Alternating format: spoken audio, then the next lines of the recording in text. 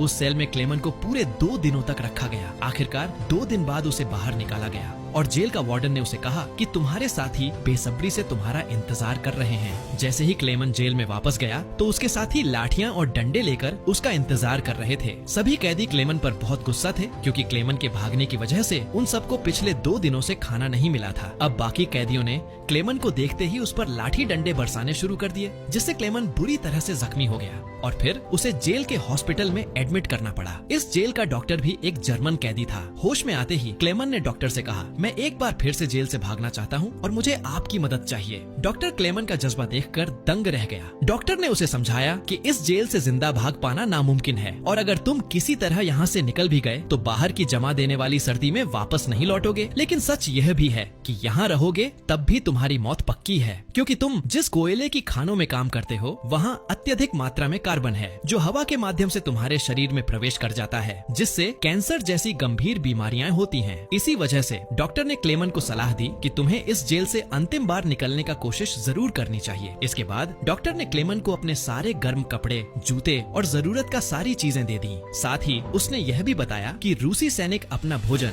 Railway line के पास छुपा कर रखते हैं। जाते जाते उसने क्लेमन को एक बंदूक भी दी ताकि वह अपनी हिफाजत कर सके। दरअसल इतना सारा सामान डॉक्टर ने इसलिए पहले से इकट्ठा किया हुआ था क्योंकि एक दिन वह खुद भी इस जेल से भागना चाहता था, लेकिन एक हफ्ते पहले उसे मालूम चला कि वह कैंसर का मरीज है और उसके पास सिर्फ 1 महीना बचा है। इसके बाद उसने क्लेमन को एक लंच बॉक्स देते हुए कहा कि अगर तुम जिंदा बचकर लौट गए तो मेरे परिवार तक ये लंच बॉक्स पहुंचा देना और कहना कि मैं नहीं रहा। अब कुछ देर बाद रात के अंधेरे में क्लेमन दोबारा जेल से भाग निकला और इस बार उसने मालगाड़ी की बजाय पैदल चलने का फैसला किया। अब अगली सुबह वार्डन को पता चलता है कि क्लेमन जेल से भाग चुका है, तो वह फौरन डॉक्टर के कमरे में उससे पूछने जाता है, लेकिन उसके आने से पहले ही डॉक्टर ने अपनी जान ले ली थी। इस सब के बाद वार्डन ने कई रशियन सिपाहियों को बुलाया और क्लेमन को जिंदा पकड़कर वापस लाने का हुक्म दिया।